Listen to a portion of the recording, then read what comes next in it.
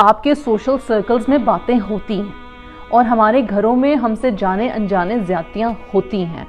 وہ بہت famous example ہے حضرت عائشہ رضی اللہ عنہ کی حدیث، ان سے جو راوی ہے کہ مطلب 11 عورتیں ملی اور انہوں نے اپنے ہسبینڈس کے بارے میں بات کی، اور حضرت عائشہ رضی اللہ عنہ نے وہ تمام کانورزیشن جو تھی وہ رسول صلی اللہ علیہ وسلم کے سامنے پیش کی، اور رسول صلی اللہ علیہ وسلم نے کہا ہاں میں تمہارے لیے اس طرح کا شوہر ہوں ایکسیپٹ یہ کہ میں تمہیں کبھی نہیں چھوڑوں گا. اگر کوئی واقف ہے اس حدیث سے تو اس وقت مجھے وہ حدیث کا ریفرنس نہیں یاد، لیکن آپ کو مل جائے گی.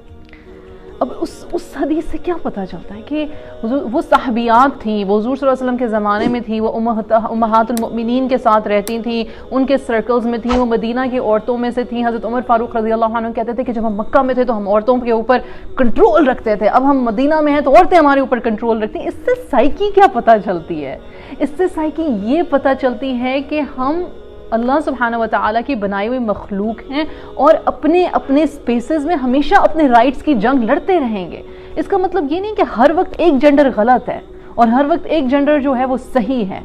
زیادتی دونوں طرف سے ہوتی ہے. وہ معصوم بچہ جو مینیپولیٹ ہوا ہے اپنی اوور پاورنگ مدر یا سسٹر کی وجہ سے، اور پھر جس کا ایگریشن اپنی بیوی پہ نکلتا ہے، اس کو کسی مرد نے خراب کیا کہ اس کو کسی عورت نے خراب کیا ہے؟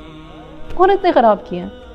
ٹھیک ہے، کیا کمپلین کیا آتی ہیں ایز اے کوچ؟ کمپلین کیا آتی ہے؟ بھئی ہم جوائنٹ فیملی سسٹم میں رہتے ہیں، میری ساس میرے شوہر کو یہ کچھ کرنے ہی نہیں دیتی، یا میرے جو شوہر ہیں وہ ہر وقت میری ساس کو خوش ہی کرتے چلے جاتے ہیں، اس میں وہ ہماری میرڈ لائف کا کباڑہ کر رہے ہیں.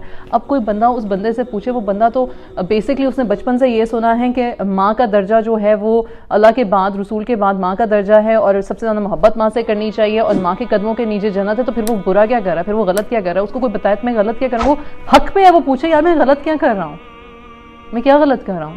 تو اس مرد کی جو برین واشنگ ہوئی ہے، جس طریقے سے برین ڈیولپمنٹ ہوئی ہے، جس طریقے سے اسے پریشرائز کیا جا رہا ہے اسپرچولی بلیک میل کر کے، حالانکہ اسپرچولی اگر وہ شخص خود سچے خود، اب پھر یہاں پہ بندہ پوچھے گا کہ بھائی ارم بی بی پھر تو انسان کی اپنی ذمہ داری ہے نا. ایک انسان ایک سٹیج تک انسان چلو اپنی تربیت جو اس کی ہوئی ہوتی ہے وہ اس پر آتا ہے، لیکن پھر اس کے بعد اس انسان کی اپنی ذمہ داری ہے کہ وہ خود سے سیکھے، خود سے کرے، خود سے جانے. اچھا آپ مجھے یہ بتا دو، ہمارا ایجوکیشن سسٹم ہمیں اجازت دیتا ہے ہم خود سے کچھ کریں؟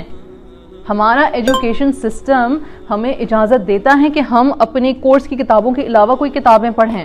سپورٹس ہم نہیں کھیلتے، نہ ہم کھیلنے دیتے، ہم کہتے ہیں وقت کا ضیاع ہے. اب جو اولمپکس میں جو ہمارا پاکستان کی جو حشر ہوا اور کتنی ڈیبیٹ چلی اس پہ، ٹھیک ہے، سپورٹس ہم نہیں کھیلتے، نہ ہم کھیلنے دیتے ہیں، کتابیں اور ہم نہیں پڑھتے، نہ ہم پڑھنے دیتے ہیں، ہر چیز وقت کا ضیاع ہم سمجھتے ہیں سوائے کورس کی کتابوں کے.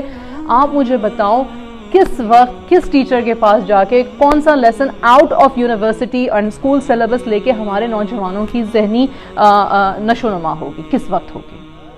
اور شادی کرنے کے بعد اگر کوئی پڑھنا لکھنا چاہے تو اس کو کہتے ہیں تمہارا دماغ خراب ہے، تم نے گھر چلانا ہے کہ تم نے پڑھنے بیٹھ جانا ہے؟ بچے پیدا کرو، اب تم بچے پیدا ہو گئے ہیں، بچوں کی پرورش کرو. اب تو تمہارا حق ہے کہ پیرنٹس ایک دم سے اچانک سے 50-60 ایئرس کے پیرنٹس اچانک سے انتہائی بوڑھے اور ویک اور فیبل ہو جاتے ہیں جیسے ہی بچے کی شادی ہوتی ہے. واللہ عالم پتہ نہیں کیوں ایسا